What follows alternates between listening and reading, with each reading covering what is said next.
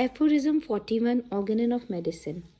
Much more frequent than the natural disease associating with and complicating one another in the same body are the morbid complications which the inappropriate medical treatment, the allopathic method, is apt to produce by the long continued employment of unsuitable drugs. To the natural disease which it is proposed to cure, they are then added, by the constant repetition of the unsuitable medical agent, the new, often very tedious, morbid conditions corresponding to the nature of this agent. These gradually coalesce with and complicate the chronic malady which is dissimilar to them, which they were unable to cure by similarity of action, that is, homeopathically, adding to the old disease a new, dissimilar artificial malady of a chronic nature, and thus give the patient a double in place of a single disease, that is to say, render him much more worse and more difficult to cure, often quite incurable.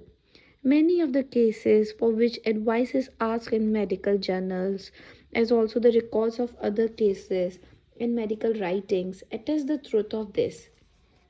Of a similar character are the frequent cases in which the venereal chancrous disease, complicated especially with Psora or with the dyscrasia of Condylomatous Gonorrhoea, is not cured by long continued or frequently repeated treatment with large doses of unsuitable mercurial preparations, but assumes its place in the organism beside the chronic mercurial affection that has been in the meantime gradually developed, and thus along with it often forms a hideous monster of complicated disease under the general name of masked venereal disease, which then, when not quite incurable, can only be transformed into health with the greatest difficulty.